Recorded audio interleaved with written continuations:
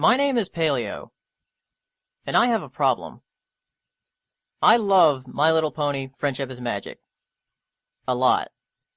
I can usually come to terms with my obsessive interests throughout my life and justify them pretty easily. For instance, dinosaurs? That's easy. They lived in a world so different from ours, and who doesn't love learning about them? Video games? Another easy one. They're possibly the only true form of interactive entertainment, and can attract a variety of players. Whales and dolphins?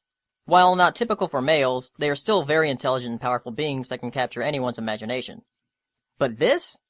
How could candy-colored ponies ever appeal to me? Well, you better grab a snack and a drink, sit back and relax, because this is going to be a long explanation. I suppose I should tell you about how I came across the show in the first place.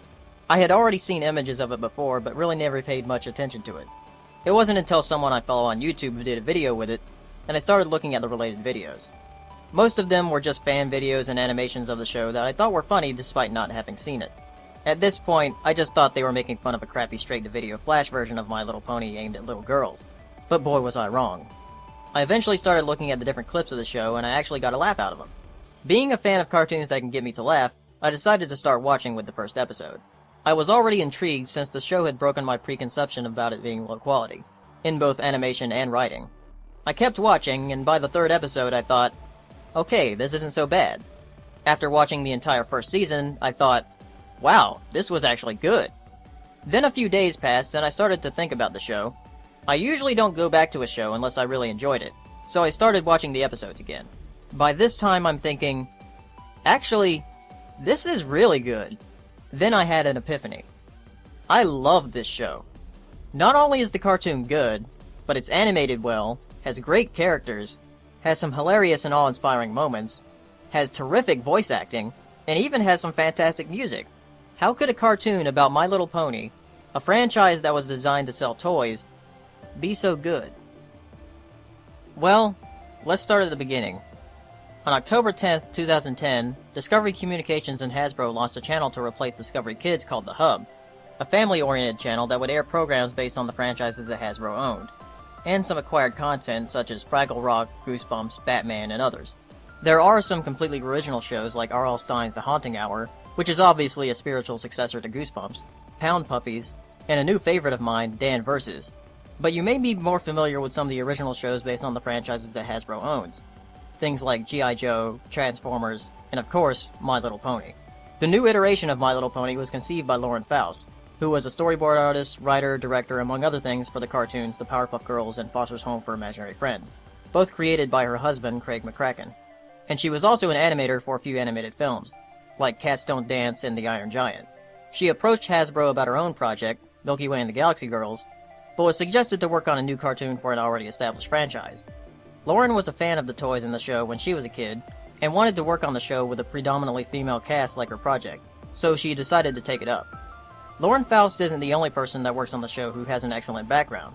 There is also the story editor Rob Renzetti, who was the creator of My Life as a Teenage Robot. And the writers on the show consist of people who have also worked on Foster's and the Powerpuff Girls, as well as some other great cartoons. In fact, one of my favorite writers on the show, M.A. Larson, actually worked on Symbionic Titan as a writer. Who knew? I think CR on Familiar Faces, who did a retrospective of the My Little Pony cartoons, put it best. It was basically the perfect storm. Not only do you have experienced people working on a cartoon for a girly franchise that hasn't really had much work on it in recent years, but you have people who specialize in making endearing female characters as well. Then you have it airing on a new network, so the chances of it getting canned within the first season are slim to none. I suggest you watch CR's episode of Familiar Faces for his own explanation of the show's beginnings, since he goes a bit more in depth than I do. You can find a link in the description. Anyway, after a while, some articles pop up about the show denouncing it, some before the show even aired. And you know what happens to opinions on the internet. They get criticized. So people got curious and decided to check out the cartoon. And there was this slow expansion of people who loved the show. And recently in the past year, if you're not aware by now, that expansion has become an explosion. Though, if you don't care about the people involved or how the show got started and became popular, then you're probably wondering, so why is it good? Tell me already. Well, let's start with the animation. I've always been very adverse to cartoons on TV that are animated with Flash. I have nothing against Flash, but I was always used to seeing it in online cartoons that don't really have a big budget for animation, so I've seen Flash on TV as sort of a cop-out for quality. The model animations typically look very static, and the expressions usually lack any emotion. But, as the supervising director of the show Jason Thiessen once said in an interview, it's not Flash, you know, it's animation. What he meant by that, which I now agree with, is that Flash is just a tool, like any other. If he saw someone half-assing a few frames with a sloppy tween, he would kick it back and say, "I want to see acting!" And man, does it show. The expressions and movements of the characters on the show are just excellent. Sometimes there are even scenes where it's hard to distinguish whether it was animated with Flash or not. My Little Pony Friendship is Magic is actually not the first TV show to contain Flash animation done right, either. Foster's Home for Imaginary Friends used Flash as well. And much like Friendship is Magic, it too showed that Flash cartoons can look really good if enough effort is put into them. But as we all know, something can have good animation but still have terrible writing and characters. Thankfully, Friendship is Magic doesn't suffer from that. I'll keep the explanation of how the main 6 characters start to interact with each other for later, but I will go over the basic premise of the show to give you an idea of just what happens in each episode. The cartoon is about being good friends towards one another, and it teaches lessons about friendship. The episodes usually begin with some kind of problem one of the characters is facing, and it's up to the friends of that character to help them out in some way. This may sound like it's intended for much younger viewers, but in fact, a lot of what this show has to offer can appeal to a much wider audience. One of the things that I think can appeal to just about anyone in this show is the setting. Okay, so seeing candy-colored ponies live in a town doesn't sound that exciting, but there's much more to it than that. This is pretty much a fantasy world. You have Ponyville, your generic small town, Canterlot, your bustling capital city, Cloudsdale, a city in the sky, and a variety of other locales like a desert, a wilderness, and mountains. And what are fantasy settings most known for? The creatures. You already have 2 fantasy creatures with the Pegasi and unicorns being part of the pony focus of the show, but then there's things like dragons, manticores, griffins, hydras, phoenixes, and a variety of other things that show up as either friend or foe. And there are probably others that we haven't seen yet. Especially since, and this is just a fun tidbit, Hasbro owns the rights to Dungeons & Dragons. Now that I have the setting and basic premise of the show out of the way, I think it's time to talk about what I think is most important about this cartoon, if I were to recommend anyone to watch it. The characters. All of the characters in the show are just great. They may seem one-dimensional at first, but after seeing them interact with each other in an episode or 2, you come to realize that they actually have a lot more depth than previously thought. See, in the first 2 episodes, we find out that the main 6 characters represent these 6 elements of harmony, which are honesty, laughter, kindness, generosity, loyalty, and, magic for some reason. But we all know magic is actually friendship in this case, since, you know, the subtitle of the show is Friendship is Magic. However, the mere fact that the characters are assigned these traits doesn't mean that they have to abide by them all the time. There are instances where the ponies face some conflict that causes them to give in to jealousy, fear, sadness, and other negative emotions. Now that you've got a basic overview, I'll go over the main 6 characters in the show. And since I don't want to make this seem like a ranking or anything, I'll go in alphabetical order, starting with Applejack.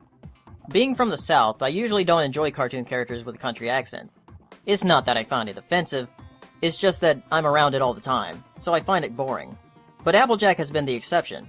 She's possibly the strongest and definitely the most honest of the bunch. Listen here, what I'm saying to you is the honest truth.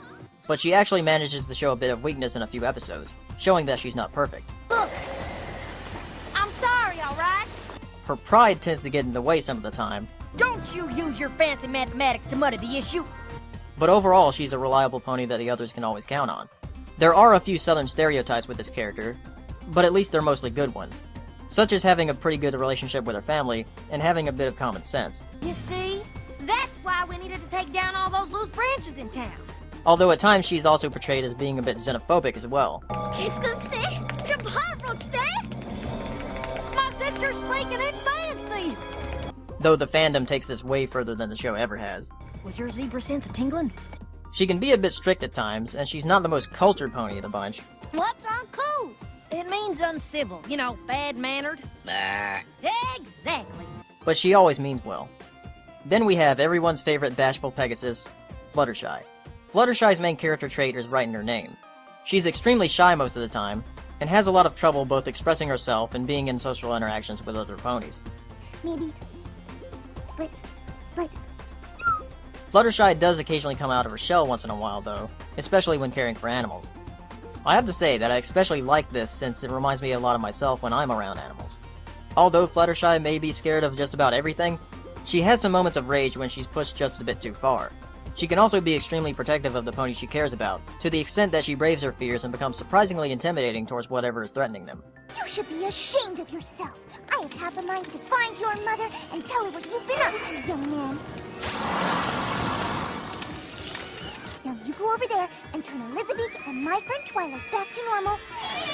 And don't ever let me catch you doing this again. Her kindness often reaches insufferable levels. I'm just wondering if it's okay if I hold you down against your will for a little bit? And she showed herself to be truly incorruptible when the villain named Discord tried to convince her that she shouldn't be so kind to others. Well, it must be so upsetting to know how weak and helpless they think you are. Not at all. I am weak and helpless, and I appreciate their understanding. Yes, well, sure, it burns you up. I mean, they're always pointing out your flaws, right? Not really. In fact, I think I'm awfully lucky to have friends who want me to be the best I can be. Oh, for goodness sake!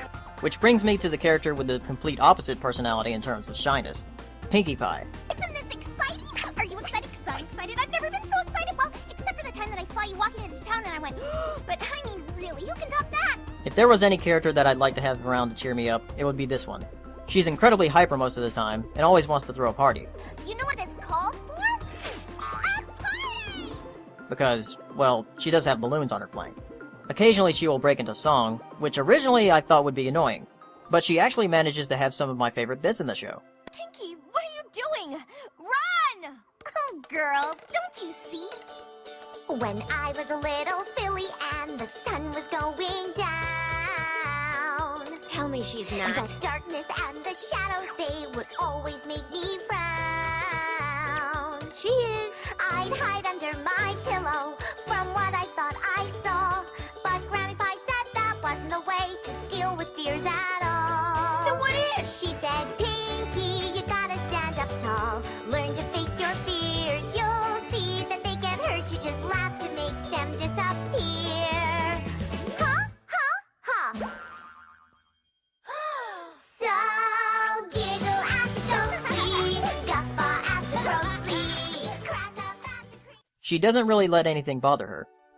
Most of the time. We have seen glimpses of emotional fragility beneath her outwardly bubbly and indefatigable demeanor. When she believed that her friends no longer liked her parties, she became equal parts sad and resentful towards them. Sorry I was in such a rush earlier. Had some place to be and couldn't slow down and say hello. You know how it goes. I know how it goes, all right. She can also be prone to irrational fears of the unknown, even despite her advice to the ponies to laugh at what scares them. I heard that Zecora eats hay. Pinkie, I eat hay. You eat hay. Yeah, but I heard it's the evil way she eats hay. Overall, Pinkie is just a really fun character, and her bits of randomness have made her a bit of a fan favorite. You're a great friend. Even if we don't always understand you. Thanks, guys. You're all great friends, too. Even when I don't understand these. Then there's Rainbow Dash, who has sort of become an iconic pony for this show for a number of reasons. Her personality is based on the character Firefly from the original My Little Pony, making her rash and competitive, and having an attitude that just embodies the phrase, "Nothing can stand in my way." I am the Iron Pony! She does seem to have a bit of a friendly competition with Applejack throughout the series to see who's the better athlete, but her lack of honesty and overconfidence keeps her from getting far. I lost. Don't feel bad, Rainbow. It's all in good fun. I hate losing. She may be the tomboy of the group, but she still has her feminine side and isn't afraid to show her excitement. I'm hanging with the Wonderbolts! It's also been implied that her competitive nature may be a front to hide latent insecurities as well, as made evident when she was participating in the Best Young Flyer competition. Why wouldn't I be okay? Everyone's so in love with Rarity's wings that they won't even notice when I totally blow it in the Best Young Flyers competition. Despite her competitive nature, however, Rainbow Dash is an extremely loyal pony, and will do just about anything for a friend in need. Now, why don't you tell me all about your issues with Applejack? I don't have any issues with Applejack. You don't? Then why are you destroying her property? Because she asked me to. Right, Applejack? Yes, ma'am. Now we come to what people might expect from a so-called girls' cartoon. Rarity is the character obsessed with fashion, and while that sounds like an incredibly girly personality, it actually plays a big part in her struggles with trying to please both her friends and clients. The show also tends to focus much more on the business side of fashion. Rarity will often be portrayed as a pony struggling to meet deadlines, as opposed to a girly pony fawning over cute outfits. Sweetie Belle, what have you done? That was the last of the gold silk. Oh, now I'll have to make more. Oh, I hope I can make more. I'm gonna have to work all night. which is nice for the male fans and just about everyone else, who would likely be turned off by the latter approach. One thing I love about Rarity is how she has a very sophisticated voice compared to the other ponies, and she makes it very clear. Ladies, do not flip out, Spike. However, I was quite in awe. Despite being the element of generosity, however, Rarity can sometimes be a bit selfish, which makes her a much more well-rounded character than she would be otherwise. I'm the one who should be mobbed by strangers wherever I go. Obviously feminine though she is, she certainly is not a weak pony by any means, though her headstrong nature has both solved and caused problems over the course of the series. And then we have... Hey, what a coincidence! It just so happens that the last of the main 6 characters in alphabetical order is my favorite. Not only is Twilight Sparkle my favorite, she's also pretty much the main character of the show in most of the episodes. See, in the first 2 episodes it's established that Twilight Sparkle will live in Ponyville. At first, Twilight is dreading it, since she has always been more focused on her studies than anything else. Look on the bright side, Twilight. The princess arranged for you to stay in a library. Doesn't that make you happy? Yes. Yes, it does. You know why? Because I'm right. I'll check on the preparations as fast as I can, then get to the library to find some proof of Nightmare Moon's return. Then when will you make friends like the princess said? She said to check on preparations. I am her student, and I'll do my royal duty, but the fate of Equestria does not rest on me making friends. But long story short, she finds the magic of friendship. She's the one who brought all of the main 6 together in the beginning of the series, so we get to see how they all interact with each other from there. As far as Twilight goes, she's the intelligent, level-headed one of the group. When she sees that there is a problem that needs solving, she'll be there to fix it. Though she does tend to jump to conclusions too quickly in some instances, accounting for her overconfidence in her ability to analyze different situations. It's okay, Twilight. Even you can't be a super smart smarty smart pants all the time. She also tends to be a bit OCD. Despite the fact that she tends to come across as the girl next door, the sort of girl who isn't outwardly feminine and dainty, she still is definitely female. This is evidence in things such as her desire to have a sleepover, which of course she insists must be done by the book. Isn't this exciting? We'll do everything by the book, and that will make my slumber party officially fun. Aren't you missing some, Pony? Although not a pony, I consider Spike to be part of the main cast, since he plays the vital role in being Twilight's assistant, and is usually never absent in an episode, even ones without Twilight. Aw, come on. I said come on. While he is the only male main character in the show, they don't make him too generic. They call him a baby dragon, but he's probably much older and can speak perfectly and help out the ponies when in need. There's a bit of a surrogate-mother relationship between Twilight and Spike throughout the series as well, and we get to see how Spike wants Twilight's approval, although he is by no means a yes-man to her. Sometimes there are parts when Spike isn't able to please her.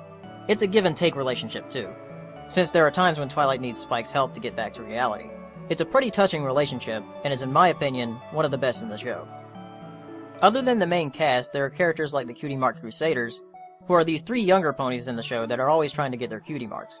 See, cutie marks are what made My Little Pony unique. Rather than just having it a franchise about regular ponies, each cutie mark on every pony has some sort of significance to what kind of personality, talent, or passion that particular character has.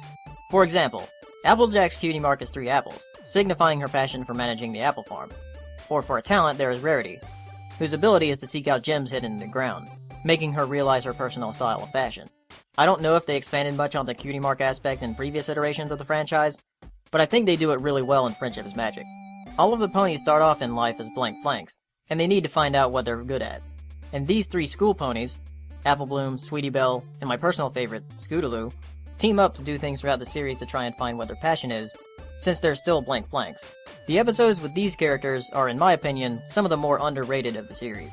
Then there are supporting characters such as Princess Celestia, the ruler of the land that the ponies inhabit called Equestria, and she's also Twilight's mentor, and the character mentioned at the end of each episode when a letter is written to her explaining the moral. There's also Zecora, a zebra who is a sort of shaman that lives in the Everfree Forest, but doesn't show up quite as often. There are also some minor characters like Cheerilee, Mr. and Mrs. Cake, the mayor, as well as Applejack's family with Big Macintosh and Granny Smith, and Apple Bloom being her little sister, though not really a minor character since she's a bit more developed. And every so often there will be one-shot characters that show up in an episode, and then we usually never see them again. But it's always fun to watch. Watch in awe as the great and powerful Trixie performs the most spectacular feats of magic ever witnessed by pony eyes! Another thing I love about this cartoon is that it actually tries to have some continuity with the character development. Okay, so cartoons like this aren't really known for continuity, and I know fans were probably calling BS as soon as I mentioned it. But let me give you a couple of examples. In the first 2 episodes, Fluttershy talked to Spike and befriended the Manticore. Rainbow Dash and Pinkie then brought these up in a later episode asking why Fluttershy is scared of a huge dragon. Oh, come on! We've seen you walk right up to a horrible manticore like it was nothing. Yes, because he wasn't a dragon. Spike is a dragon. You're not scared of him. Yes, because he's not a huge, gigantic, terrifying, enormous, teeth-gnashing, sharp-scale having, horn-wearing, smoke-snoring, could-eat a pony in one bite, totally all-grown-up dragon. And there was also Applejack's family scene in the first episode, then Twilight asking where they are in the 4th one. But why are you doing it all alone? 'Cause Big Macintosh hurt himself. What about all those relatives I met when I first came to Ponyville? Can't they help? Yeah, they were just here for the Apple family reunion. They actually live all over Equestria. I love it when cartoons at least try to have a bit of continuity with the characters, because as a kid that always bothered me when it didn't. While these bits of continuity aren't really relevant to the main plot of the show in any way, they're more like small nods to longtime viewers. So you won't really be missing anything if you watch the episodes out of order. I'm probably giving the writers way too much credit for continuity anyway, since there are a lot of instances where the fans will pick apart anything they do, like with any show with a big fan base. So now that I have the characters established, let's talk about the other elements of the show that make it great. The main thing that I think shines in this show, besides the characters of course, is the writing. I thought this cartoon was going to be one of those educational children's shows, so the writing was the first thing to impress me since it doesn't talk down to its audience. Since the writers on staff all have experience with cartoons that are meant to be cartoons for everybody, not just children, Friendship is Magic comes across as a cartoon that can be enjoyed by adults and children alike. Then there is the humor. I always have a bit of trouble when discussing the humor of a cartoon, since it really makes more sense for someone to relate to the characters first before getting a good laugh out of them, especially in a cartoon like this. Though one aspect of the humor that I think really started to lure me into liking the show was the way that the animation relies on physical expression and movement for laughs, which was something I really appreciate in a cartoon made with Flash, making it feel more like a traditionally animated cartoon. It also uses some pretty amusing sound effects with the expressions, making it very reminiscent of the humor from the Powerpuff Girls and Fosters. I always put on something a little fancy when Opal's feeling under the weather. Cheers it right up. Then there are things like the puns, which are aplenty here, though I don't find them that humorous as I find them cute, such as referring to a group of characters as every pony, Welcome, every pony! and saying hoof-made instead of handmade. Look at the borders on these robes. These are hoof-stitched. And of course all the towns are a play on words like Cloudsdale, Canterlot, Philadelphia, Manhattan, among others. Puns are fine, they're just not for me. Well. It seems we have some naysayers in the audience. There's also one thing about this world that I find both hilarious and disturbing. It seems that the ponies rule over the other species of hoofed animals even though all of them can talk. They round up cows, herd sheep, hold contests for pigs. What makes the ponies so much better than the other species? Ugh, that pony is stubborn as a mule. No offense. None taken. There are also quite a few references in this show, from King Kong to Benny Hill to Star Wars, and many others. There was even a reference to Gollum from Lord of the Rings, in the episode called A Dog and the Pony Show. Yes, gems, precious gems. There have also been some references to Disney classics such as Alice in Wonderland I'm late for a very important date. and Cinderella, though with a twist. Ooh, Rarity, your glass slipper. Now your prince is sure to find you. Let's go! There are also references in the music, like Batman the Animated Series,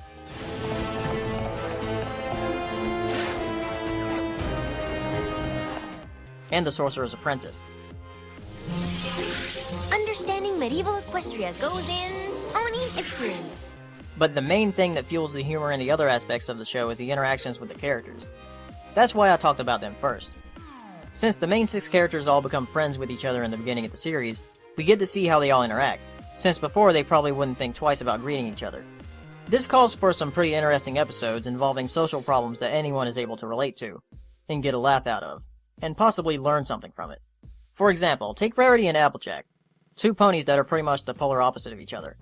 In the episode titled Look Before You Sleep, They are staying in Twilight's library to go away from a storm going on outside, and are forced to interact with each other.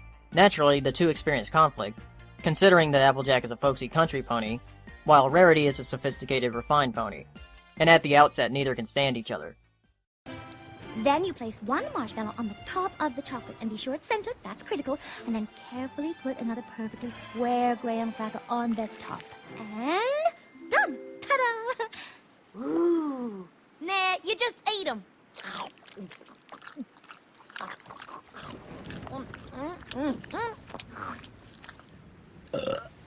You could at least say, excuse me. Oh, I was just about to, but you interrupted me. Pardon.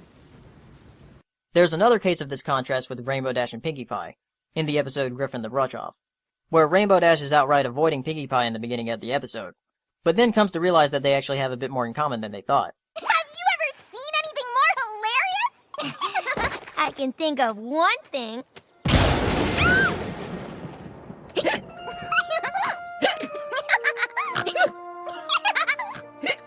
I didn't take you for a prankster, Pinkie Pie. Are you kidding? I love to pull pranks. It's all in good fun, and Pinkie Pie loves to have fun. You know, Pinkie Pie, you're not as annoying as I thought. You want to hang out? That'd be... I'd really... When would you... A simple nod will do. Mm-hmm. There are also some instances where the ponies who interact are somewhat similar and are better friends, yet they still enter a bit of conflict. In an episode like Fall Weather Friends, Rainbow Dash and Applejack have a bit of a competition with one another, yet their methods of competing are completely different. I win by a landslide. Or mudslide in your case. I am the Iron Pony! Only 'cause you cheated. What? You used your wing power to help you win over half those contests. Sounds like sour apples to me. Are you saying you didn't use your wings? Well, no, but you never said I couldn't use my wings. I didn't think I needed to tell you to play fair. I still would have won even without my wings. Ha! Prove it. Gladly. How? Tomorrow's the annual running of the leaves. I challenge you to race me in it. Easy schmeezy. Hold on! There is one condition. The point is to run. So no wings allowed. No wings? No problem.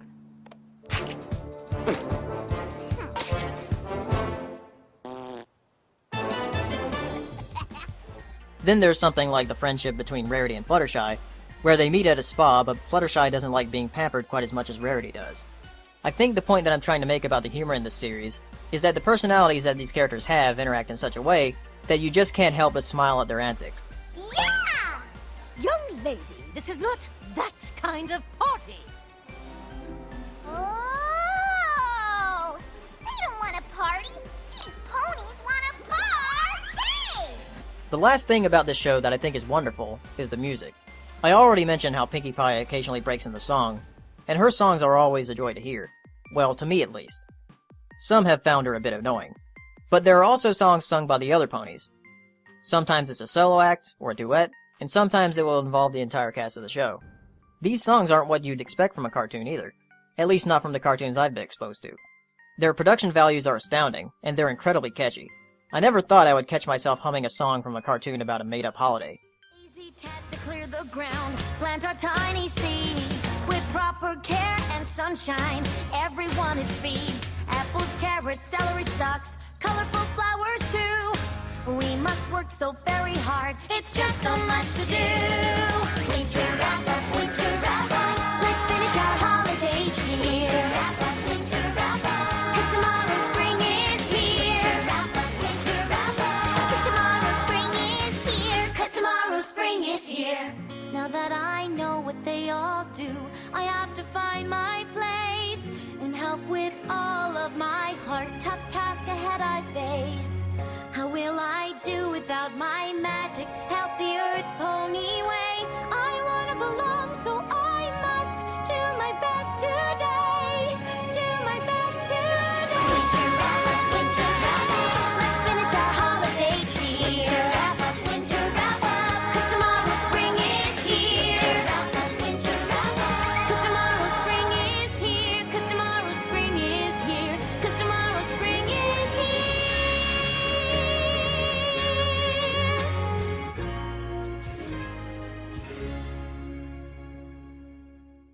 Thank you, Daniel Ingram, for making such great songs for a cartoon. And the musical numbers aren't the only music in the show that's great either. The background music, produced by William Anderson, is also fantastic. Just take a listen to the music during the scene from the episode Sonic Rainbow.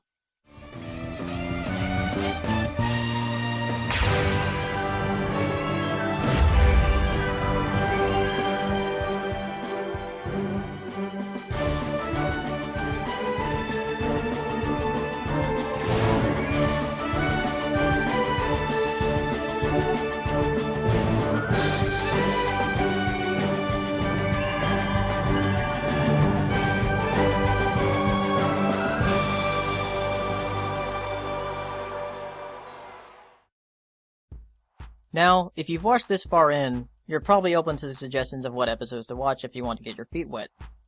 I mentioned earlier that I wasn't going to go over the first 2 episodes, and there's a good reason for that.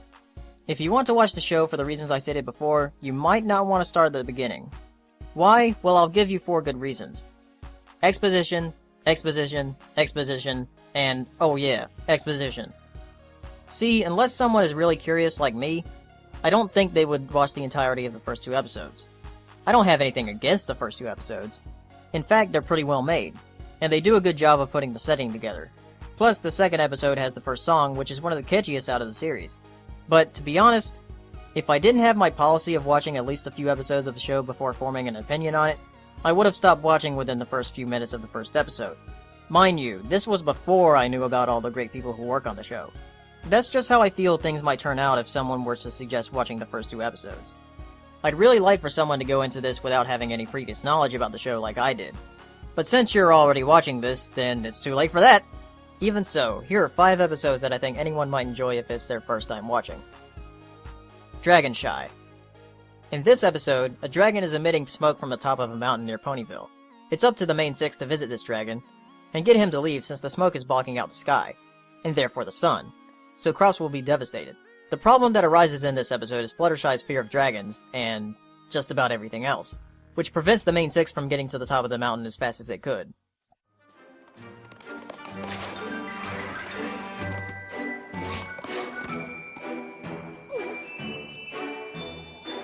Your turn, Fluttershy. But it's so wide. Come on, Fluttershy. We should be much farther along by now. You could just leap on over.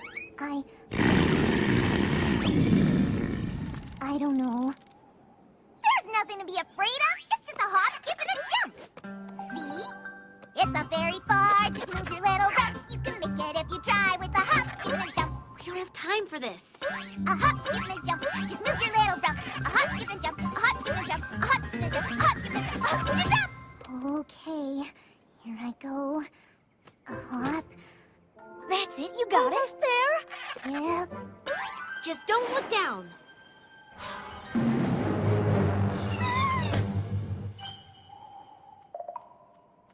This is one of the more adventurous episodes, and one where you're more likely to find other creatures and action sequences. The fans have sort of divided episodes into 2 categories. You have your adventure episodes, stuff like this one and the 2-parters we have at the beginning of each season, and then there are slice of life episodes, which delve a bit more into the characters and are, in my opinion, a bit funnier. If you want more adventure, I'd suggest Swarm of the Century, A Dog and Pony Show, and The Return of Harmony 2-parter.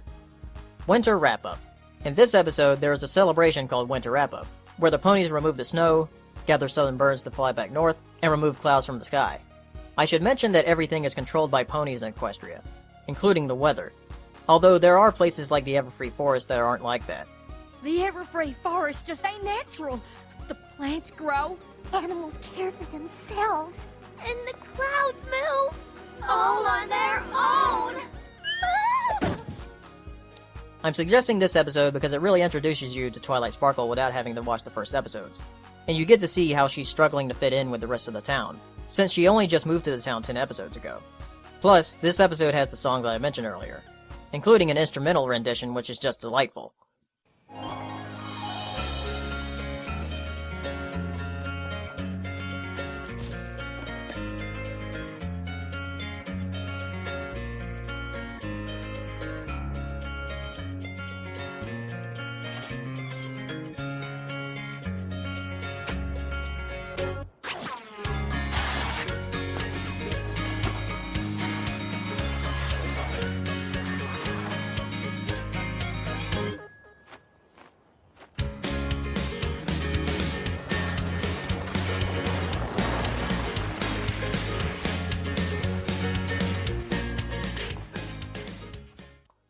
Green Isn't Your Color.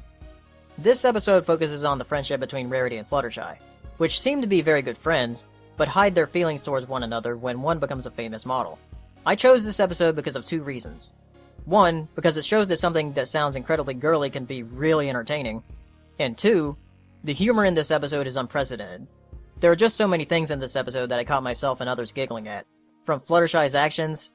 Oh, I'm so frustrated I could just kick something. to Pinky's stalking of Twilight. Forever! And of course...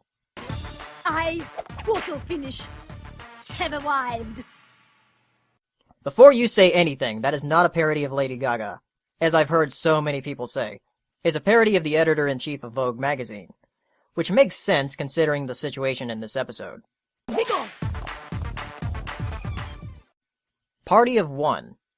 I know I just said that Green Isn't Your Color had unprecedented humor, but this episode really takes the cake. In this, we see that Pinky gets suspicious of her friends when they don't want to go to her after-birthday party that she's throwing for her pet alligator Gummy. This calls for some pretty awkward but really hilarious moments between Pinky and the rest of the cast. I know you're in there! Oh, howdy, partner. Mind if I take a look inside the barn? No, yes, you can't come in here. Rainbow Dash just went in there. Oh, well, she was just bringing in some supplies. Yep, supplies for the renovation. Fixing up the whole thing, top to bottom. Lots of construction going on in there right now. You heard her? Construction!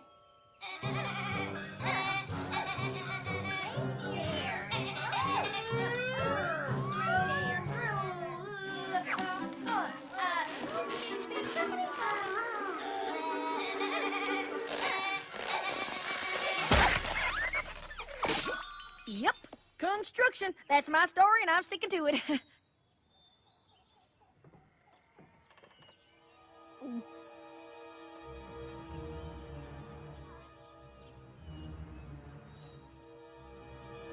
Okie dokie Loki.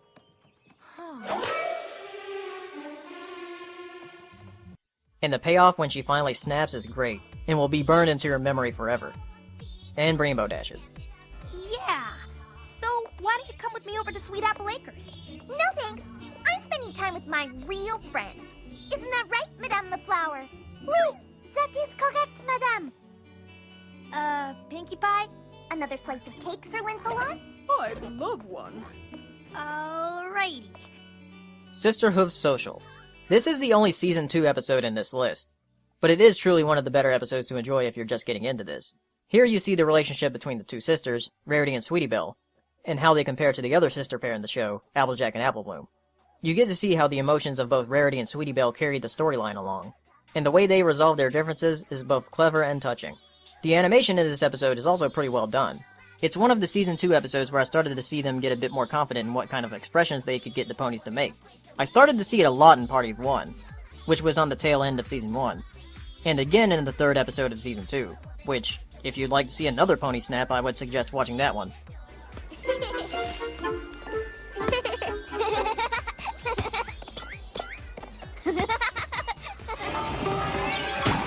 Hi, girls! So, if you decide to watch one of those episodes, or even all of the ones I suggested, and you still don't like it, will I blame you for it? Nah. Of course not. Nothing is for everyone. And as much as I'd hate to admit it, the show does have its faults. There are some episodes that are, in my opinion, just not on par with the writing that I've come to expect from the show. And as much as I've praised the animation of the cartoon in this video, it's not always flawless. There's even a series on YouTube dedicated to pointing out the animation errors in each episode. I'm willing to admit that there are some aspects of this cartoon that just won't appeal to certain people. And that's fine, to each their own. But there is something else about the show that may turn people away from it, as I've heard people say. But Paleo, I have nothing against the show. It's the fan base I can't stand. All they do is make crappy original characters and look at Rule 34 and spout memes from the show. They're just terrible. Well, you know what? This fan base has actually been the nicest and most welcoming fan base I've ever been a part of. And that's saying a lot because I've been a part of a ton of fan bases. And if there's anything I've learned about being a fan of anything, is that there will always be bad apples no matter what you're a part of. So hating something because of its fan base is no excuse. Now, what do you have to say for yourself? As for the actual content made by the fans, I was actually really impressed when I first became a part of this. There are some surprisingly high-caliber fan animations, some fantastic fan music, which has been playing in the background for this video, and even full-fledged games in progress of being developed. I've never seen people so dedicated towards creating fan-made content for a cartoon show. Which brings me to one last thought. Why do the fans love it so much? I've already gone over why I and other people think the show is good, and justified it with the characters, writing, humor, and style that we've all grown to love. But why has it impacted us so strongly? Well, I think another quote from the interview with Jason Thiessen might explain it a bit. He said that he understands by this point why it is that we all fell in love with the show. It gave us an excuse to ditch all the poisonous, self-perpetuating cynicism and bile that we'd become so used to throwing around at the world and at each other, and to just appreciate something sweet and beautiful because it was objectively good enough that we didn't have to feel weird about it if we didn't choose to. I think that quote about it being objectively good enough really puts it in perspective for all of us. Most of us who fell in love with the show did it because we came across it at random, and we weren't really expecting anything from it. And the fact that we got something that many would consider above average in terms of children's cartoons, especially made for girls, just impacted us in such a way that we continue to love it much more than we normally would for a cartoon. It's not simply focus group tested tripe, but rather the creation of passionate people who truly want to entertain both children and adults. But how long will this last? Well, we're about in the middle of the second season right now, and it's pretty much confirmed that there will be a season 3. Lauren Faust isn't the executive producer of the show anymore, but rather the consulting producer. The new guy in charge was originally the director for season 1. That would be Jason Thiessen, someone I've already mentioned a couple of times in this video. And we have all of the same writers, save one new one, so we shouldn't worry about the show degrading unless something major happens. All I can say is that I'm glad I became a part of this when I did, because I get to experience it with everyone else, and make great new friends. Enjoying a cartoon that just can't help but make me smile.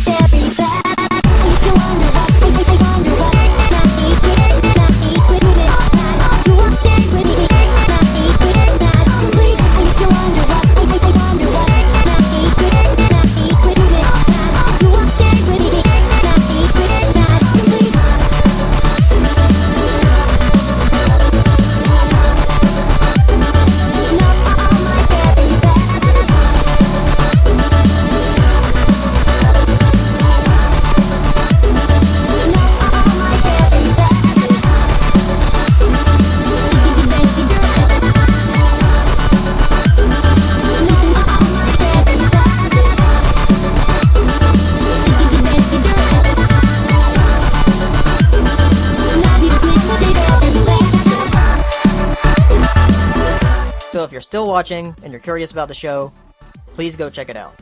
Don't pretend you don't know how. And maybe you'll like it, and become part of something wonderful. I'm Paleo, and thank you for watching.